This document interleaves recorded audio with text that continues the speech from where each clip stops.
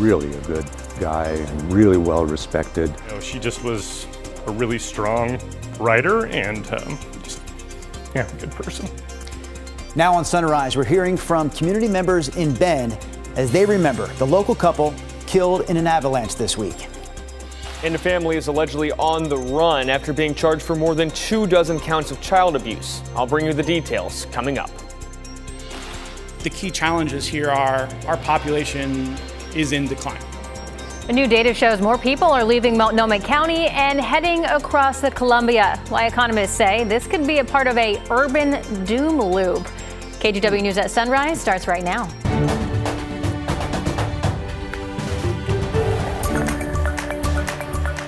Good morning, and thank you for joining us on your Friday here. I'm China Green. And I'm Drew Carney. We have Chris McGinnis and Rod Hill standing by. Rod, bit of a doom and gloom forecast as far as rain goes this weekend. Yes. Yes. A lot of it, at least. I can't spin that another way. Okay, we've got rain offshore this morning. This is a nice Friday morning. We're all dry, and a lot of us could stay dry until we get into this evening when we have some showers coming on board. You can see a break in the cloud cover, and there's Mount Hood looking off to the east from the Wells Fargo camera. We're at 41 degrees. There's really not any wind. We'll be dry at noon, 49. And then as early as 5 o'clock, we'll start the chance of some scattered showers. We'll get into the weekend rain, inches expected, coming up in about 8 minutes. Here's Chris. Rod, thanks for that. We start with a traffic alert in downtown. More than 12 hours later, Portland police still dealing with somebody who climbed the truss on the Hawthorne Bridge, and the bridge remains closed at this point. So again, that's the big traffic alert in downtown. We've got another traffic alert later on this morning. The Morrison Bridge will have frequent bridge lifts between 9 and 11 p.m. Those bridge lifts may last up to 20 minutes. So just be prepared for that, as that does also impact I-5 southbound traffic exiting to City Center. Delays up to 20 minutes at a time. You may want to plan on using the Burnside or the Fremont Bridge. Speaking of bridges, I-205 out of Clark County, looking south towards the Glen Jackson, dry pavement, and so far, guys, no major freeway trouble out there just yet. Thank you, Chris. New this morning, Portland police are investigating a suspicious death. Shortly after 9 p.m. last night, police arrived in the Lentz neighborhood near Southeast 84th and Inslee. There, they found a man dead inside a travel trailer. Officers say the death is being looked at as a homicide. Authorities are asking anyone with information to contact Portland police.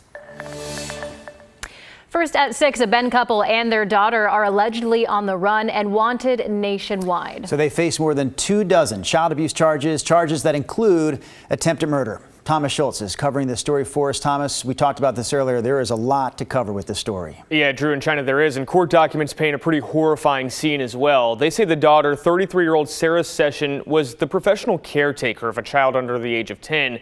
She's facing a flurry of accusations now. On multiple occasions, court documents say Session hit the child on the head or leg, in some cases using a curtain rod. Session allegedly made the child eat their own vomit as well. The 33-year-old is also accused of withholding medication and food. Court documents call her actions deliberately cruel. Her parents, Gary and Paula Hardenberg, have also been charged with criminal mistreatment of the child and tampering with physical evidence. Session last took care of the child in February of last year. Now, Deschutes County law enforcement believe the trio are avoiding arrest and are asking for the public's help to locate them. Anyone with information is urged to call the Deschutes County Sheriff's Office. China. Thomas, thank you. In Idaho, a judge has ruled that prosecutors can use key evidence in the murder trial of the man accused of killing 4 University of Idaho students in 2022. Brian Koberger's defense claimed the collection of DNA from the scene that came back as a match violated his Fourth Amendment rights and should be thrown out. Lawyers also wanted to block surveillance video and cell phone, email, and purchase records. The judge denied that motion. Koberger's trial is set for August. We're hearing from friends of the Bend couple who were killed earlier this week in an avalanche while backcountry skiing. Terry and Renee Shearshaw have deep roots in Central Oregon. Terry worked in real estate and Renee was a teacher for nearly 20 years. His family also owns a nearly century-old ski shop in town. Those who knew them say they both enjoyed spending time in the outdoors. He was really a good guy and really well respected in his real estate career, and continued skiing as an avid skier. I've known the family and have really high regard for them. It just was really fun to be around, and she would stay during the races and root everybody on. And, you know, she just was a really strong rider and just, yeah, a good person. The Deschutes County Sheriff's Office search and rescue team recovered their bodies on Tuesday. The sheriff expressed his own condolences, saying, quote, "The lives they touched are a testament to the spirit and resilience that make Central Oregon such a special place to live." Oregon's Attorney General is praising the Ninth Circuit Court of Appeals for upholding a decision to block President Trump's attempt to end birthright citizenship. That decision came down on Wednesday. The Justice Department made an emergency request to lift the preliminary injunction, but the appeals court declined it, saying a closer review of the case will move forward. Attorney General Dan Rayfield said in a statement, quote, "The court's decision is a clear reminder that you cannot change the law through executive orders or make decisions that go against the foundational principles this country was built on," end quote. We caught up with Rayfield for this week's episode of Straight Talk. Since the president took office, Oregon's AG has filed or joined 6 lawsuits against the Trump administration. We asked him how his office decides which orders to challenge. And then what we really look internally within Oregon is what is the impact to Oregonians, and have Oregonians been harmed? If that is the case, we need to look at is there a violation? Did the president overstep his bounds of authority? And the thing is, when you're elected president, you have a ton of powers. The one thing you don't get to do is you don't get to violate the Constitution. You don't get to violate federal statutes or the Administrative Procedures Act. And if those two things are there, and we believe we have a valid claim, we file a lawsuit on behalf of Oregonians to protect their values and their interests. We'll have more with the Attorney General on Straight Talk, including how his office is balancing these lawsuits with other statewide priorities. You can watch this Saturday and Sunday night at 6:30 and Monday at 7 or anytime on KGW+. 41 cats arrived at the Oregon Humane Society this week as part of the ongoing recovery efforts from last year's deadly floods in the Midwest. That flooding damaged or destroyed thousands of homes at a cost of more than $130 million. The Humane Society says most of these cats are already available for adoption. Oh, that one says it right there. I'm available. And more information can be found on the shelter's website. Spring hasn't even sprung yet, but Oaks Park says it's hiring for the summer. The historic amusement park is hosting. You want to go on that? No, I'm getting sick just looking at it. Ooh, that could be our next thing. What to do? Shine and Drew, Oaks Park. Drew's throwing up.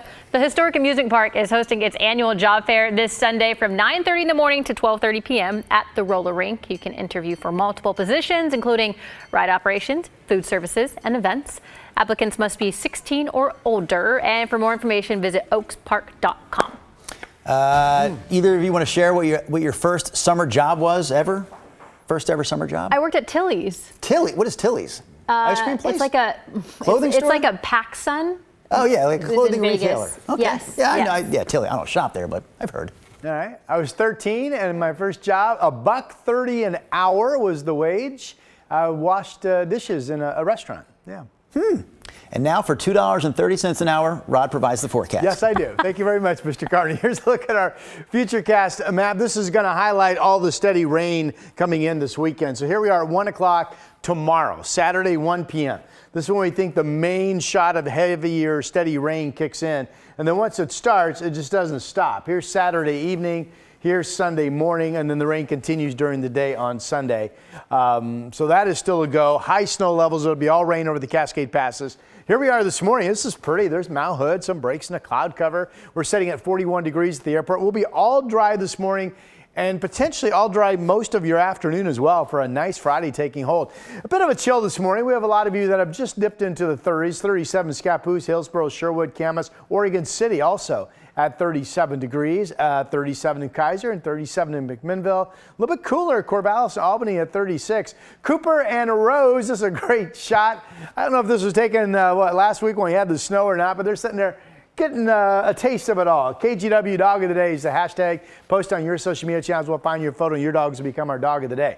So the raindrops here represent a late afternoon shower threat hitting the north coast, and then it looks like it's mostly this evening, some scattered showers moving across the valley. Otherwise, all dry.